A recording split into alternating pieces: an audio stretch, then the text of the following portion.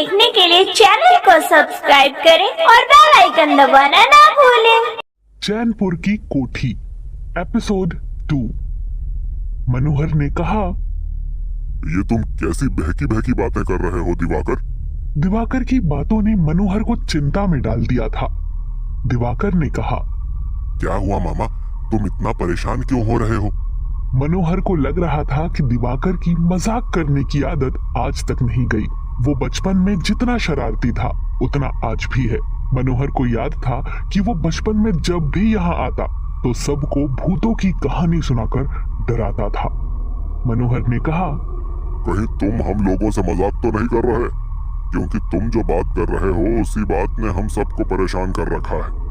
तुम कहते हो कि तुम्हें यहाँ तक ब्रिजवासी काका ने पहुँचाया है और वो अभी अभी यहाँ से गए हैं। दिवाकर ने कहा, हाँ ये सच है, मैं कोई मजाक नहीं कर रहा। मेरी बातों का यकीन करो, अगर वो मेरे साथ ना आए होते तो शायद अभी भी मैं कहीं भटक रहा होता। यहाँ के रास्ते पूरी तरह से बदल चुके हैं। दिवाकर के शब्द कमरे में गूंज रहे थे। मनोहर और उसके परिवार वालों के चेहरों पर तनाव साफ झलक रहा था। मनोहर, जिसे दिवाकर की बातों पर विश्वास नहीं हो रहा था, उसने गुस्से से कहा, 3 साल। उसने दोहराया। उसकी आवाज में गुर्राहट थी। ब्रिजवासी काका का 3 साल पहले निधन हो चुका है और यहीं इस गांव के तालाब के किनारे ही उनकी चिता को आग दी गई है और तुम कहते हो कि उन्होंने तुम्हें यहाँ पहुँचाया है। दिवाकर, जिसका चेहरा इस बात को सुनकर सदमे में पीला पड़ गया था, एक कदम लड़खड़ाकर पीछे हट गया और मनोहर से कहा, लेकिन वो अभी यहीं थे, वो मुझे यहाँ तक लेकर आए। मनोहर ने दिवाकर को समझाते हुए कहा, दिवाकर, शायद रात की वजह से या फिर थकान और नींद न पूरी होने की वजह से तुम्हें भ्रम हुआ है। आओ बैठो, थोड़ा पानी पी लो। उसने एक कुर्सी की तरफ इशारा किया। उसकी आवाज थोड़ी नरम हो गई। दिवाकर की हालत और उसके चेहरे पर उड़ रही हवाइयों को देखकर मनोहर समझ चुका था कि दिवाकर आज मजाक नहीं कर रहा है। दिवाकर कुर्सी पर बैठ गया। उसका दिमाग चकरा रहा था। ब्रजवासी काका की छवि, उनकी आंखों और उनकी बातें अभी भी उसके दिमाग में गूंज रही थी। वो अपने कंधे पर उनके हाथ का खुरदुरा स्पर्श महसूस कर सकता था। लेकिन ये कैसे हो सकता है? उस कमरे में एक भारी सन्नाटा छा चुका था, जो केवल दीवार पर लगी घड़ी की घबराहट भरी टिक टिक से टूट रहा था। दिवाकर की नजर कमरे के चारों ओर घूम रही थी, कुछ न कुछ खोज रही थी जो उसे इस नए परेशान करने वाले सच से रूबरू करा सके। लेकिन वहां खड़े हर शख्स की आंखें उसे ही घूर रही थी। दिवाकर ने मन ही मन सोचा, फिर वो कौन था? दिवाकर ने मनोहर से कहा, मामा, हो सकता है कि थकान की वजह से मेरे साथ ऐसा हो रहा हो। दिवाकर की मामी ने कहा, आप भी ना बच्चों को परेशान कर रहे हैं।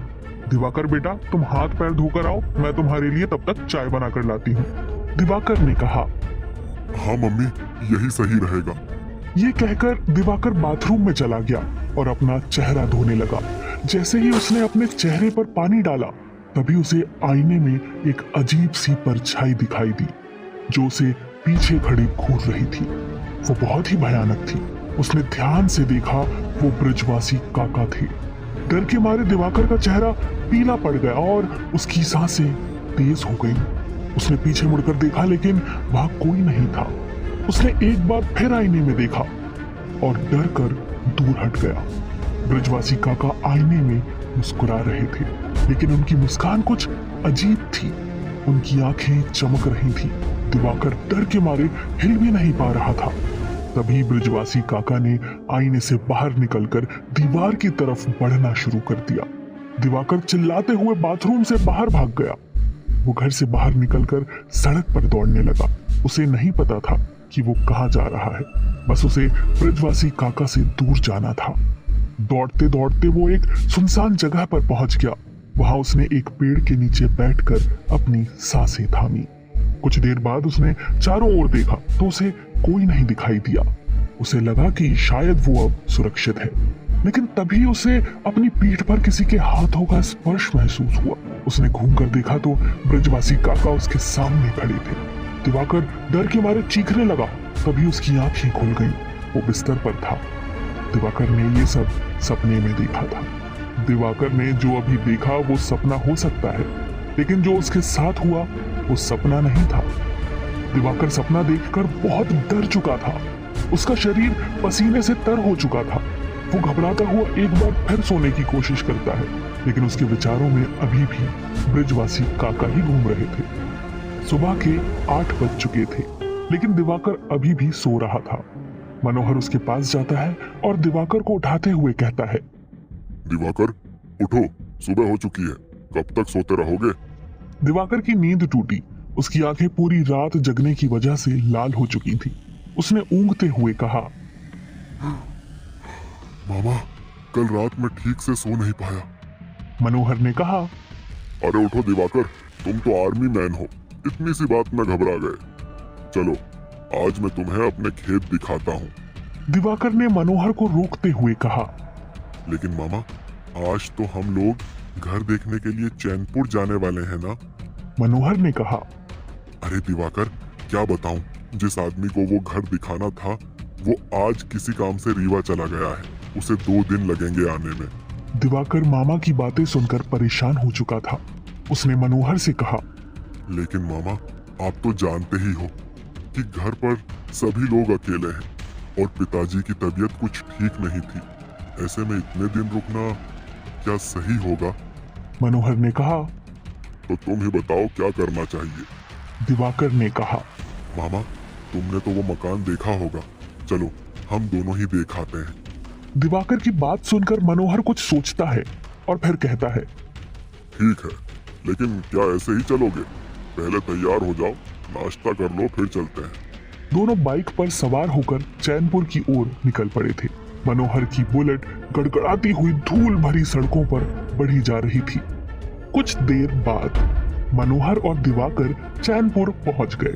चैनपुर कई गांवों से जुड़ने वाला एक छोटा शहर था, जहां लगभग सारी जरूरतें आसानी से पूरी हो जाती थीं। लेकिन इस शहर की आबादी कम थी और घर भी कम थे।